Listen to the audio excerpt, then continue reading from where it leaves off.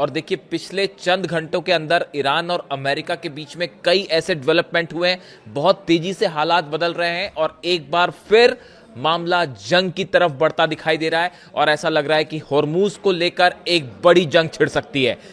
जो नए डेवलपमेंट सामने आए हैं उनके बारे में मैं चर्चा करूंगा, लेकिन मैं इस वीडियो की शुरुआत अली खामेनेई साहब से करना चाहता हूं।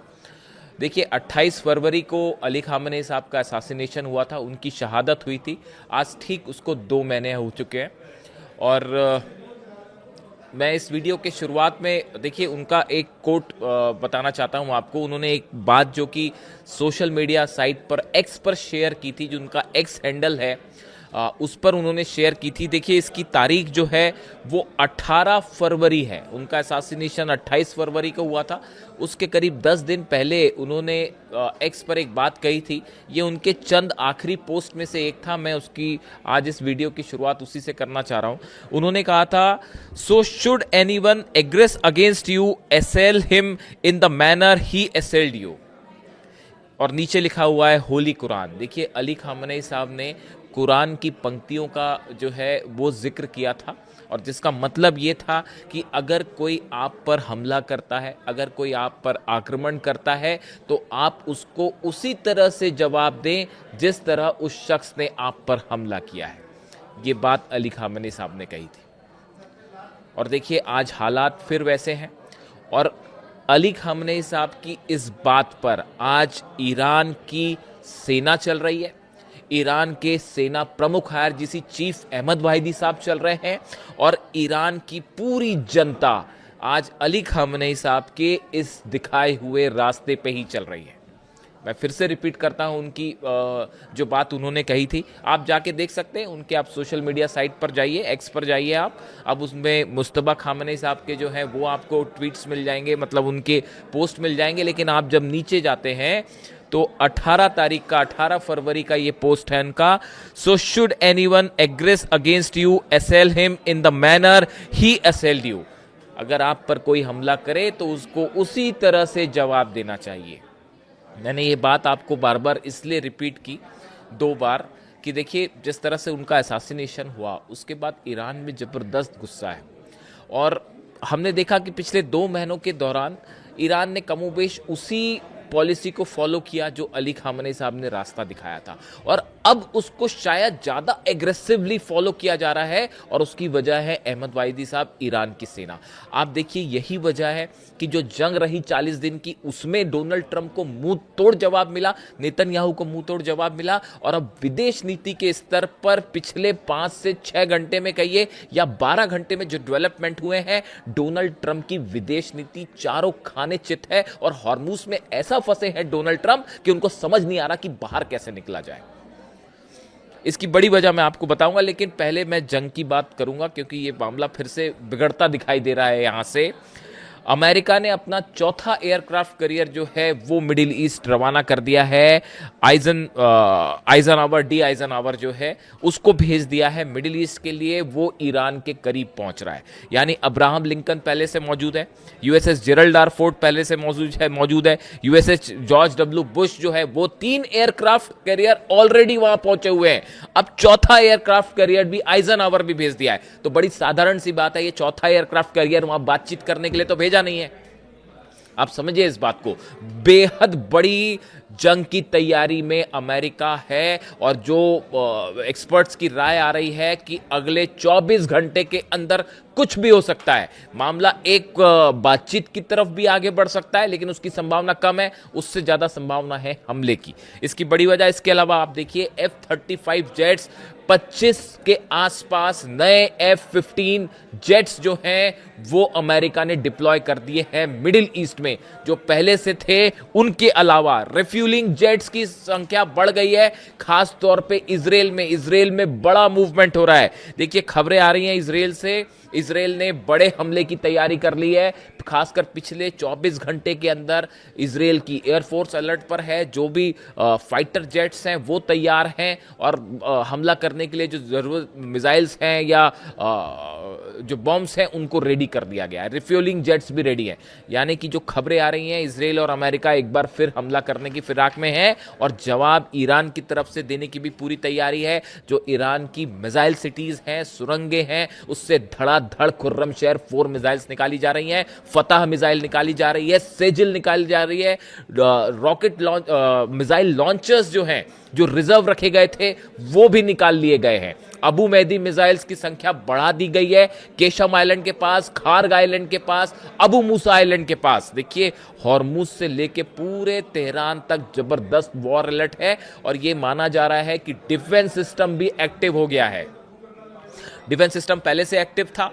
अब्बास अराक्ची साहब की पुतिन से जो मुलाकात हुई है उसको लेकर जो डिफेंस एक्सपर्ट से जुड़े लोग हैं वो ये तय मान के चल रहे हैं कि रूस का डिफेंस सिस्टम जल्दी ही आपको तेहरान में और हॉर्मुज में एक्टिव मोड में देखने को मिल जाएगा, जिसको लेकर तमाम सवाल उठ रहे थे कि अभी आया है नहीं आया है।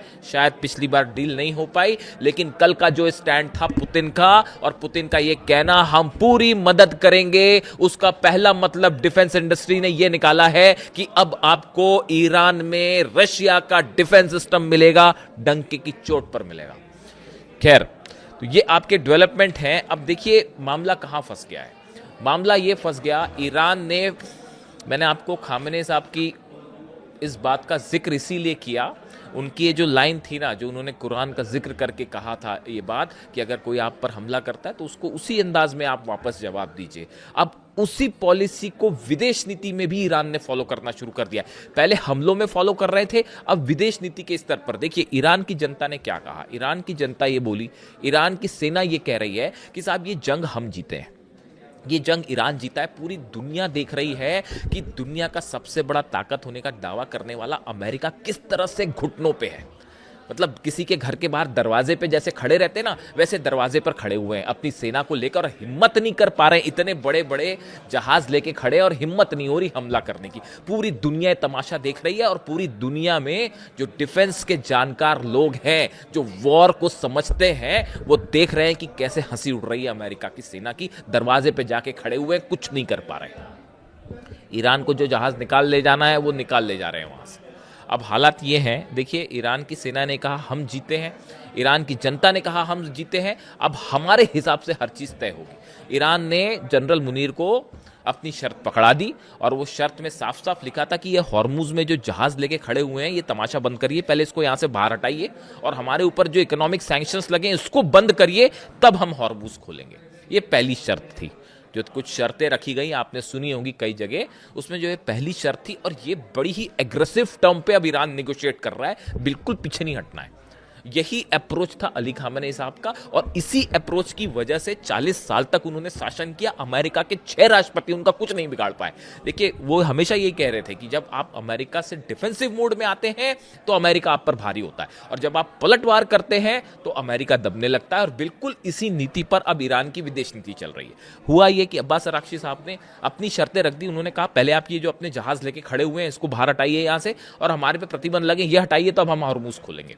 हॉर्मुज में पूरी दुनिया की जो है इस समय नब्ज पकड़ ली है, समझिए आप, ईरान ने, और पूरे दुनिया में हाहाकार मचा हुआ है। जितने इंडस्ट्रीज हैं सब ठप हो जाएंगी अगर हॉर्मुज इसी तरह बंद रहा तो।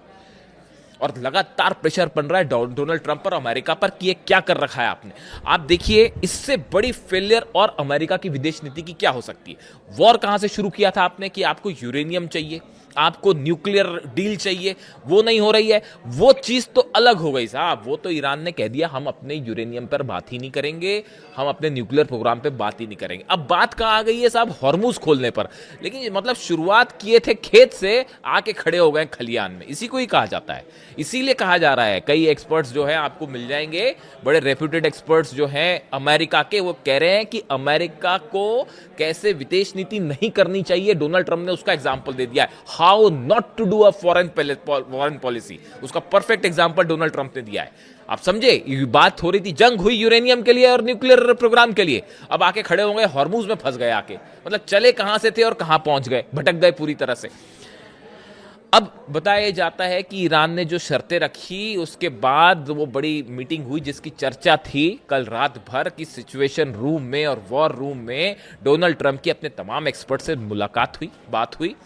और उसमें डोनाल्ड ट्रंप ऑब्वियसली कोई भी इसको स्वीकार नहीं करेगा। इससे बड़ी शर्मनाक स्थिति क्या होगी अमेरिका के लिए कि अगर बात मान ले ईरान की, तो डोनाल्ड ट्रंप ने ये बात मानने से मना कर दिया है, हॉर्मुज वाली शर्त कि हम अपने जहाज हटाने को डोनाल्ड ट्रंप तैयार नहीं है।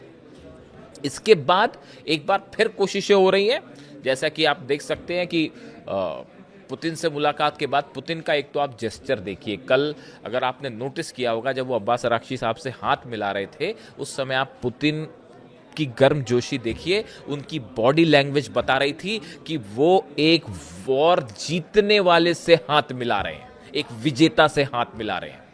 जब वो कल अब्बास अराक्ची से हाथ मिला रहे थे, विदेश मंत्री से, आप पुतिन का चेहरा देखिए, उनकी बॉडी लैंग्वेज देखिए, उनका हाथ मिलाने का तरीका देखिए।